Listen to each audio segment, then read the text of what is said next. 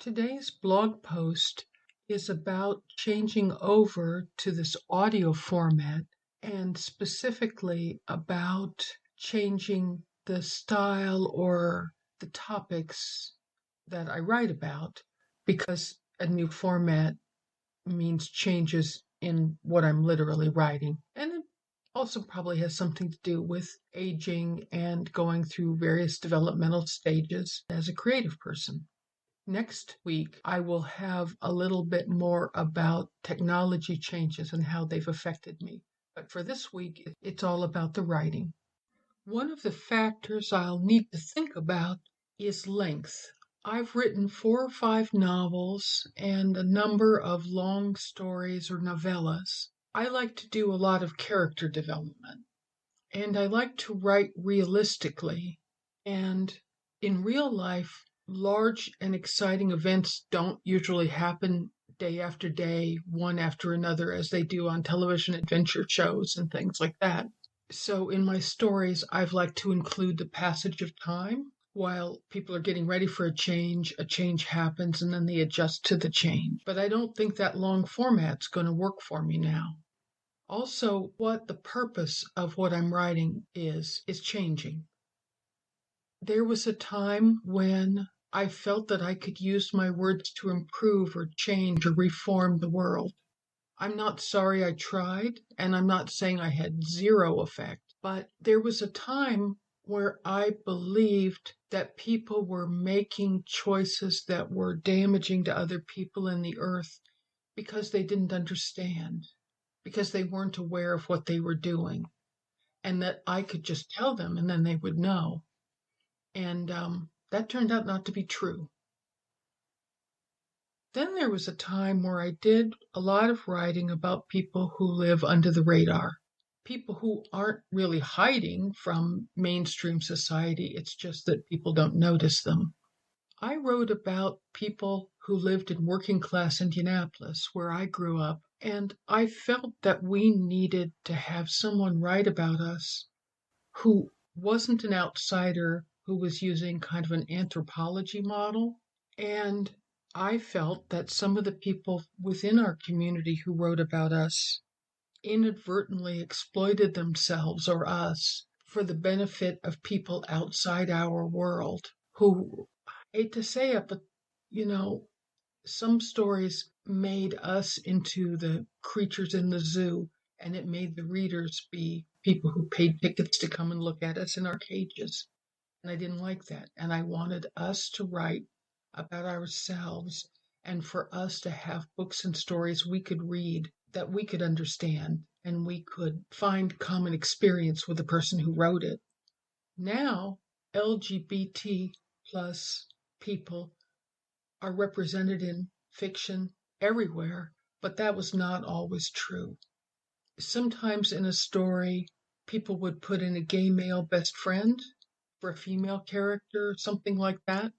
Sometimes we were made into villains or mentally ill people or socially disruptive people or evil people. And some people wrote moving stories and narratives about their own experience of recognizing themselves as being gay, lesbian, bisexual, transgender, gender variant, and so on. And it's not that I don't see the value in those, but when I was writing as a younger person, again, there just weren't stories about us where our orientation wasn't the most important thing about us. We had a community, we lived in it. It mattered that we had a same sex partner or partners.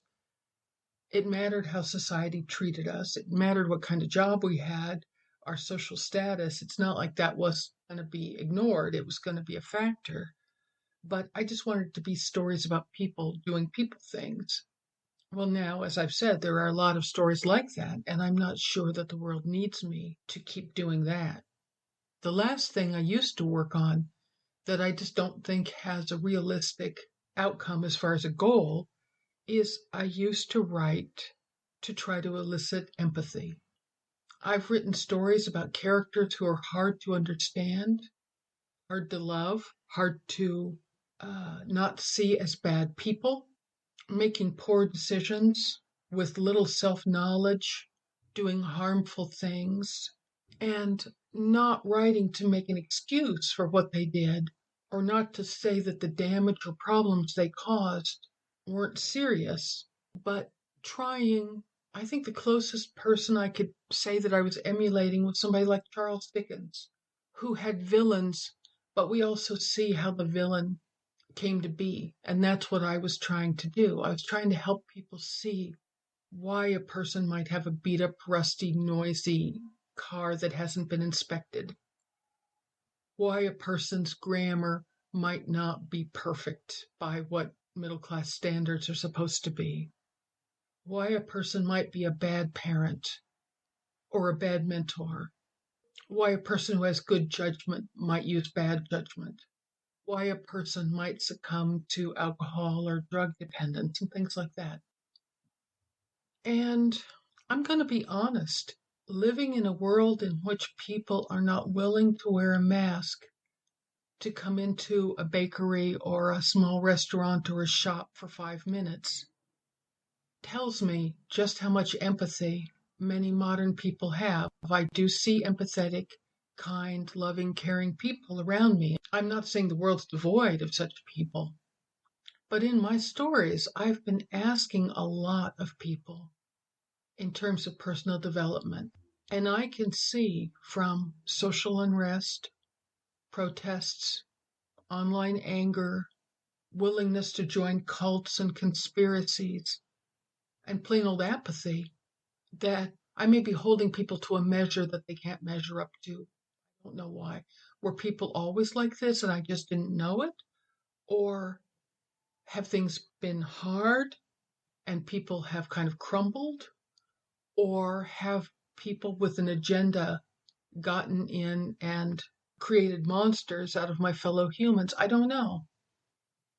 But I think the stories that I've written where I'm trying to solicit empathy, I may have capped those off for now. They'll be there, they're online, they exist.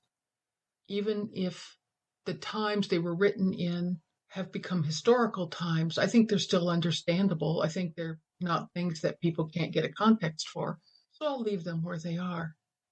But now, what I think I will be writing is mostly nonfiction, and it will mostly be about my personal experiences and perceptions and things I notice, things I remember. There's a couple of wrong turns I don't want to take while I'm doing this. One of them is I don't want to follow my dad's poor example. My father was a disc jockey, and when he was younger, he had hopes of making it in the entertainment field. And he was good at his job. And within the limits of sitting down and doing a morning radio station job with a country western music theme in Indianapolis, he did a pretty good job. And then he was a program director and he did a pretty good job on that. But as he aged, some mental health issues that he had worsened, and some very painful and difficult life experiences happened to him.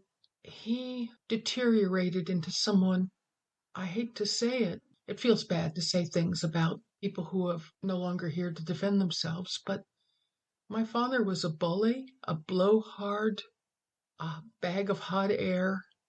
He was dull. He just talked at you.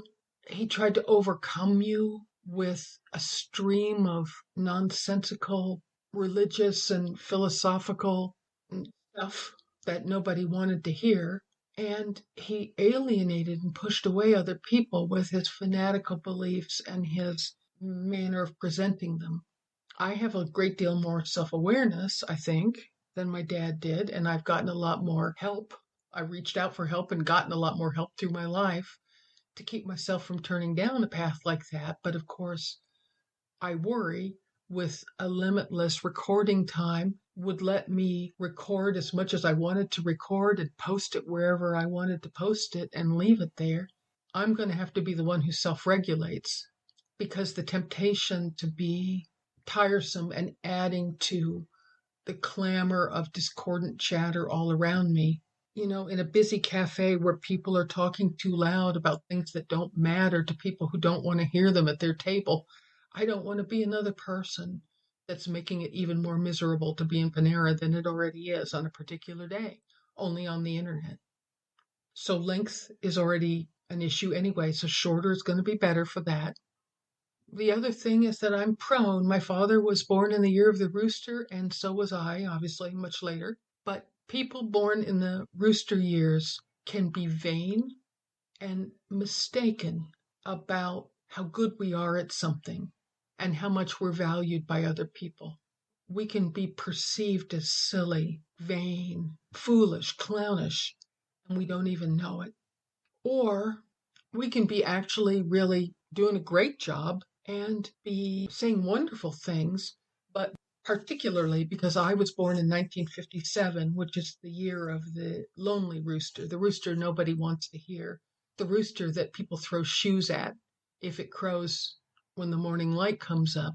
I'm particularly prone to saying things that are really good to hear, but people can't hear them. And if they can't hear them, they don't want to hear them. So, another reason for brevity and for using good judgment, because there's no point in talking if people can't hear me. On the other hand, because I'm a unique and separate individual, as is everyone, I have a unique viewpoint. And, I'm obviously a little different than people around me. So, I not only have different experiences, but I also view things differently. And I like to think that that could be of some value, if not to a lot of people, to a few people. And that's all I need. I don't need a worldwide audience. I'm not sure I would want a worldwide audience.